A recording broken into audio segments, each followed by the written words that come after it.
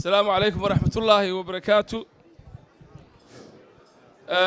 قدوميها قولها وكيلة جمهورية سوماليلاند عبد الرحمن محمد عبد الله عرو أهنا مرشح حزبي وطني. قدوميها كميل قاركا حليمان عبد القادر حاج إسماعيل شردي مرشح كحجين كمدحوينها جمهورية سوماليلاند مستقبل كاي حزبي وطني. أمباسطور محمد علي عيسى محمد عبد عيسى محمد علي عبدي رالي هذا حليمان عبد الرحمن حوق عبدي هايبي حوقيها هولها جود حزبي وطني. إن أنت نوع غالسان هنتي فاطمة سعيد لتليها رمها دودة حزبي مرشحة سلطان آدن سلطان عبد الرحمن سلطان ديرية دكتور محمد عثمان فضل وحوقيها رمها دودة دمان كسوق بقلياش حفلة. السلام عليكم ورحمة الله وبركاته. waxaan jeclahay inaynu sir dhageysano raalli ahaada idinko raalli ahaada hadal ma dheera maadaama waqtiguna kooban yahay waxaan jeclaan lahaa inaynu is dhageysano. waxaan marka hore u baarigayaa dhammaan dadkii sharafta lahaa ee ka qayb qaatay arintii nagu qaaliga ahayd ee xafladana mucdeedu ahayd ee abaaraha ka jira wadankeena jamhuuriyadda Soomaaliland oo meel halis marayo xisbiga wadani madaxdiisa halkan maraysa oo ah waftigii ugu cuslaa intii xisbigu jiro u soo kaca qaaradda Yurub runtii arrinkiisu tamashla ma ahayn sidaan marar hore sheegay waxa uu socday marka laga reebo hawlaha xisbiga ee idinka warrami doonaan madaxda xisbiga ee hadalka u hadhay. qodobka labaad ee ugu weyn ee u socday waxay ahayd arrinta abaaraha oo madaxda xisbigu ay ambiil gaarsiinayeen caalamka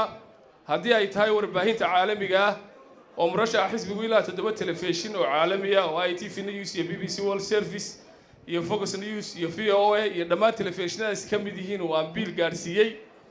uu ku sheegayo ama beesha caalamka ugu soo bandhigayo halka ay marayaan abaaraha daran in xoolihii bixeen 90% dhimashadiina soconayso iyo haddii ay tahay beesha caalamka iyo dawladaha waaweyn ilaahay baa weyne ee maanta inaga jeebka roon leh oo xisbiga madaxdiisu ay u bandhigayeen inay abaaraha taakula ka geystaan oo runtii xogayaha arrimaha dibadda Dr. Maxamed Cusmaan Fadal iyo murashaxa xisbiga iyo murashax ku-xigeenka iyo hogaamiyaha iyo dhammaantood Cabdiqaadir Shirdi ay kulamo badan yeesheen kulamo badanna harsan yihiin oo Germany ka mid tahay oo idinka warrami doonaan. waxa ku xigtay in la abaabulo qurba joogga Soomaaliland oo isu dhan maadaama madaxdan intay madaxdii ugu cuslayd ee wadanka ku sugan iyo in taageerayaasha xisbiga wadani xaflad sidan oo kala ah loo qabto oo ay dadkooda tabarucaad uga weydiiyaan oo loogu tabaruco aad iyo aad baan ugu faraxsanahay tabarucaadkii qaaliga ahaa ee halkan lagaga dhawaaqay anigoo koobka sii doona magaalada runtii Bristol iyo dhammaan dadka sharafta leh ka yimid magaalada oo runtii aan u maleynay inay macalladhan ka horeeyeen totalkana xagga dambe ayaa Faadimo Siciid iyo teamkii waday inoo sheegi doonaan. taa waan ku faraxsanahay oo Google Dhiga. qodobka labaad waxaan idin sheegayaa anoo hadalkayga soo yaro koobaya madaxdu arrimaha ay u yimaadeen way idinka warrami doonaan laakiin qodob qura baa jira. horta maanta Jaanis baan leeyahay Cabdiraxmaan Maxamed Cabdillaahi Cirro haddii Ilaahay ka dhigo waa markii ugu dambeysay ee isagoo murashaxa oo idin yimaado safarka ku xiga waxaynu rajaynaynaa inuu qurba joogga reer Soomaaliland wadanka UK isagoo madaxweynaha jamhuuriyadda Soomaaliland ah uu idila qaadan doono. marka horta Jaaniskaasi mid yar ma aha mid aad meelaha kaga buubuuqdaan ma aha mid cunjuf iyo Yusuf Dheere dabada istaagaan ma aha waa mid gudaha la soo wada galo oo aad si wacan u dhageysataan. taasi waa qodobka labaad waxa weeyaan maxaynu ka filaynaa xukuumadda Cabdiraxmaan Maxamed Cabdillaahi Garwadeen ka yahay arrin aad la isu weydiiyo weeyaan.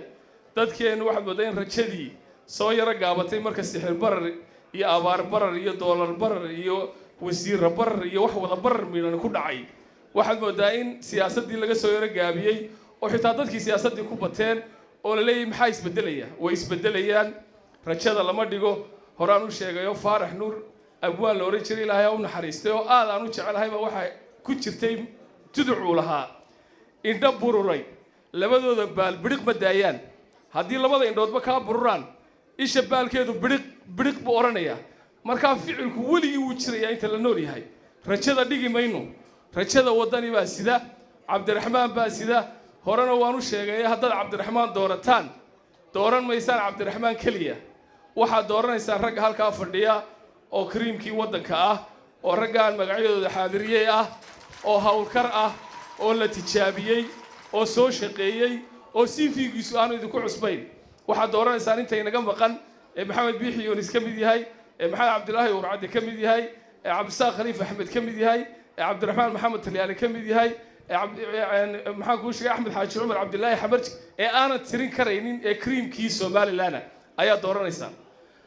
ninka hunguri ka haya ama halkan iga daawanaya ama halkan fadhiya ama aad gaarsiin doontaana haddaad de kulmiyo hunguri dambe idinku hadhay waxaad dooranaysaan caddaani oo whatsappka idinka soo download gareeya waxa lagaga foqo ayaa dooran doontaan qodobka aan ku soo gabagabaynayaa wuxuu yahay qurba joogga waxa la idinka bahayay idinku codayn maysaan idinku codbixiyaal ma tiidin laba qodob oo kaliya la idinka bahan yahay maanta abaarihii si wacan baad u caawiseen qodobka labaad inaad xisbiga jeebkiina ku taageertaan oo aad gacanta gelisaan oo kiina shaqeeye barkalis ka shaqeeye iyo ka kale ee royal mail ka shaqeeye iyo ka kale ee tijaarka mid walba si aad u kala jeeb rotiin aad runtii u hurtaan iyo qodobka labaad ah inaad dalkii timaadaan oo aad muraaqibiin noqotaan oo aad xisbiga codkiisa meel kasta istaagtaan si aynu cabdiraxmaan kursiga u saarno ilaahay idinkii intaa inaad fulin doontaan baan rajaynayaa aad baad u mahadsantihiin madaxda xisbiga hadalla kordhinaya asalaamu calaykum waraxmatullaahi wabarakaatu waxaan ilaaway qodob yar baan ilaawo maadaama taytalkaygu yahay la taliyaha uu yahay kaaliyaha gaarka ah ee murashaxa xisbiga waddani ee warbaahinta runtii qolada guddidu halkan kumay qorin waa halkii suldaan inta la dhacay baynu ku jirnaa labadeena suldaankii qurbajoogii waxaan idinka ballan qaadi doonaa ama dhaqanka cabdiraxmaan ba yahay arrinta aada muhiim u ah dalkeenu meeluhu ka saxmi waayey warbaahinta ka mid ah dowladda waddani